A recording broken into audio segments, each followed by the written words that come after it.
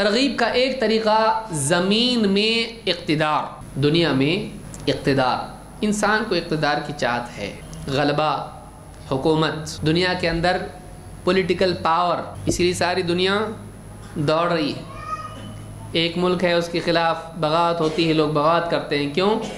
حکومت بدلنا چاہیے۔ سیاسی معاملات دنیا بھر میں چلتے رہتے ہیں، حکومت بدلنا چاہیے۔ کس کو ملنا چاہیے؟ ہم کو ملنا چاہیے، اس قوم کو، اس قوم کو۔ قوم ایک دوسرے سے لڑتی ہیں سیاسی غلبے کے لیے، کیونکہ سیاسی لگام ہمارے ہاتھ میں ہوگی، ہم دنیا کے منافع حاصل کریں گے اور ہمارے ہاتھ میں پورا پاور ہوگا۔ پاور کی جنگ، اقتدار کی جنگ۔ اللہ تعالیٰ نے دین پر اقتدار کا بھی وعدہ کیا ہے۔ صرف یہ نہیں کہ تم دنیا میں رہو اور نیک رہو تو جنت میں تم کو ملے گا، نہیں، جنت تو آخرت کے لیے ہے۔ کیا دین کا فائدہ دنیا میں ہے یا نہیں ہے؟ دنیا میں بھی ہے۔ کیا ملے گا؟ مجموعی طور پر اہل حق کو اللہ تعالیٰ دنیا میں اقتدار دے۔ اللہ تعالیٰ قرآن کریم میں فرماتا ہے وعد اللہ الذین آمنوا منکم وعملوا الصالحات، اللہ نے وعدہ کیا ہے ان لوگوں سے جو ایمان لائے اور نیک اعمال کرتے رہے۔ کس چیز کا وعدہ کیا ہے؟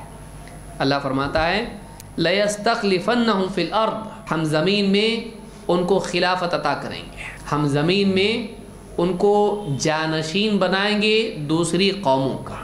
یستخلف کا مطلب ہوتا ہے جانشین بنانا، کیونکہ وعدہ سب سے ہے، سارے کے سارے خلیفہ بن جائیں گے مسلمانوں کی، یہ مطلب نہیں ہے، کیونکہ وعدہ سب سے ہے کہ ہم سب کو خلیفہ بنائیں گے۔ تو خلیفہ تو ایک ہوتا ہے مسلمانوں کا، یہاں یہ مراد نہیں ہے۔ مراد یہ ہے ہم پوری قوم کو دوسری قوموں کے مقابلے میں کیا کریں گے؟ ان کو ہٹا کے ان کے ہاتھ میں اقتدار دیں گے۔ لَيَسْتَخْلِفَنَّهُمْ فِي الْأَرْضِ كَمَا اسْتَخْلَفَ الَّذِينَ مِنْ قَبْلِهِمْ، ویسے ہی جیسے ان سے پہلوں کو ہم نے زمین میں استخلاف، اقتدار عطا کیا تھا، جانشین بنایا تھا۔ اب دیکھیے بنی اسرائیل کو اللہ نے عزت دی، ان کو اللہ نے چنا، لیکن جب ان میں بگاڑ آیا اور صحابہ جب آئے تو اللہ تعالیٰ نے کیا کر دیا؟ بنی اسرائیل کو ہٹا کے کس کو خلیفہ بنایا؟ صحابہ کو، ان کا جانشین بنایا۔ اب ان کے ہاتھ میں، سب ان کے ہاتھ میں۔ بیت المقدس بھی دیکھیے آپ، فتح ہوا عمر کے زمانے میں، تو مسلمانوں کو اللہ تعالیٰ نے اقتدار دیا۔ کیوں؟ اللہ کا یہ قاعدہ ہے ایک قوم ہٹا کے دوسری قوم اللہ لاتا ہے، ہوتا رہتا ہے یہ۔ قوموں کی لیاقت کی بنیاد پر ایک قوم مغلوب اور دوسری غالب ہوتی ہے، کبھی آزمائش کے طور پر بھی ہوتا ہے، لیکن اللہ تعالیٰ کا یہ مسلسل نظام چلتا رہتا ہے۔ ایک قوم کو ہٹا کے اللہ دوسری قوم کو لاتا ہے، اس کے ہاتھ میں پاور دیتا ہے، اس کے ہاتھ میں چابی دیتا ہے، یہ چلتا رہتا ہے۔ تو چابی جو ملنے والی ہے وہ کس بنیاد پر ملے گی؟ شور شرابہ کرنے کی بنیاد پر، شکایتیں کرنے کی بنیاد پر نہیں، دو بنیادیں اللہ نے بیان کی ہیں۔ وعد اللہ الذین آمنوا وعملوا الصالحات منکم، تم میں سے جو لوگ ایمان اور نیک اعمال کا اہتمام کریں، اللہ کا وعدہ ان سے ہے۔ کیا وعدہ ہے؟ لَيَسْتَخْلِفَنَّهُمْ فِي الْأَرْضِ، ان کو زمین میں اللہ اقتدار عطا کرے گا، استخلاف ان کو دے گا۔ كَمَا اسْتَخْلَفَ الَّذِينَ مِنْ قَبْلِهِمْ، جیسے ان سے پہلوں کو اللہ تعالیٰ نے جانشین بنایا۔ اور وَلَيُمَكِّنَنَّ لَهُمْ دِينَهُمُ الَّذِي ارْتَضَىٰ لَهُمْ، اور ان کا وہ دین جس سے اللہ راضی ہے، اس دین کو اللہ تعالیٰ تمکین عطا کرے گا، اس دین کو اللہ تعالیٰ زمین میں جماؤ دے گا۔ مکنہ کا مطلب ہوتا ہے زمین میں اس کو جماؤ دینا، پختگی اس کو ملنا، ٹھہراؤ اس کو ملنا، طاقت اس کو ملنا۔ وَلَيُبَدِّلَنَّهُمْ مِن بَعْدِ خَوْفِهِمْ أَمْنًا، اور ایک وعدہ، کتنے وعدے ہیں؟ ان کے خوف کے حالات ہٹا کر اللہ تعالیٰ اس کے بعد ان کو امن کے حالات دے۔ وَلَيُبَدِّلَنَّهُمْ مِن بَعْدِ خَوْفِهِمْ أَمْنًا يَعْبُدُونَنِي لَا يُشْرِكُونَ بِي شَيْئًا، وہ میری عبادت کریں گے اور میرے ساتھ کسی کو شریک نہیں کریں گے۔ وَمَنْ كَفَرَ بَعْدَ ذَلِكَ فَأُولَٰئِكَ هُمُ الْفَاسِقُونَ، اس کے بعد بھی اگر کوئی انکار کرے تو یہی لوگ ہیں جو حدیں پار کر کے نکل جانے والے ہیں، یہی لوگ ہیں جو فاسق ہیں۔ آپ دیکھیے وعدے کتنے ہیں؟ نمبر ایک، زمین میں ایک قوم کو ہٹا کے اللہ ان کو اقتدار دے گا۔ دو، ان کے دین کو تمکین دے گا۔ تین، ان کے خوف کے حالات ہٹا کر اللہ تعالیٰ ان پر امن کے حالات لائے گا۔ امن کے حالات لانے کے لیے کیا ہے؟ امن کے حالات لانے کے لیے ایمان اور عمل صالح. امن کے حالات کیسے آتے ہیں؟ ایمان اور عمل صالح کے نتیجے میں.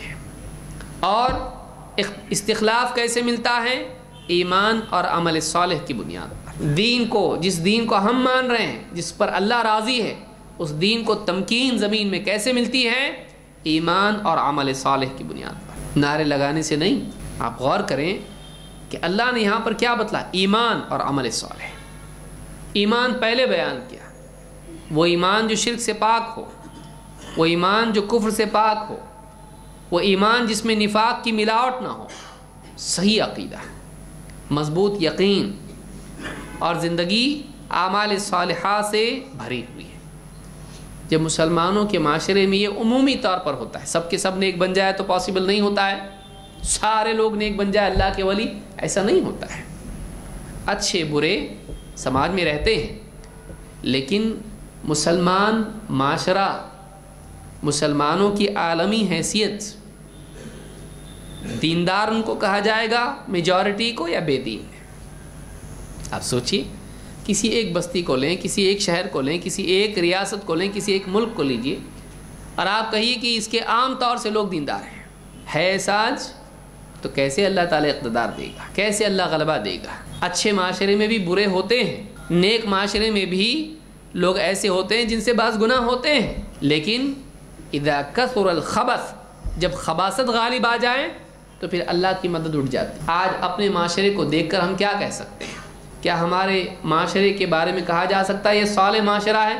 ٹھیک ہے، اس میں گناہ کرنے والے لوگ بھی رہتے ہیں، لیکن اوور آل، عمومی طور پر ہمارا معاشرہ اچھا ہے. بول سکتے ہیں ہم لوگ آج؟ نہیں. ہمارے اپنے گھر کے بارے میں بول سکتے ہیں. اور پھر ہم چاہتے ہیں اللہ ہم کو اقتدار دے. اللہ کی مدد کیوں نہیں آ رہی؟ خوف کے حالات کیوں آ رہے ہیں؟ دین پر چلنا مشکل کیوں ہوتا جا رہا ہے؟ یہاں تک کہ لوگ ہماری شریعت میں دخل اندازی کر رہے ہیں. کیوں حالات پیدا ہو رہے ہیں؟ کہیں ہمارے اندر بھی تو کمی نہیں؟ لہٰذا ترغیب کا ایک طریقہ یہ بھی ہے کہ دنیا میں اقتدار کا جو وعدہ اللہ نے کیا ہے لوگوں کے سامنے وہ رکھا جائے، کہ صرف یہ نہیں ہے کہ اللہ تعالیٰ آخرت میں جنت دے گا، بلکہ اللہ دنیا میں بھی مسلمانوں کو قوت اور اقتدار دے گا اگر ان کی زندگی میں ایمان و عمل ہے تو. یہ دو چیزیں ضروری ہیں.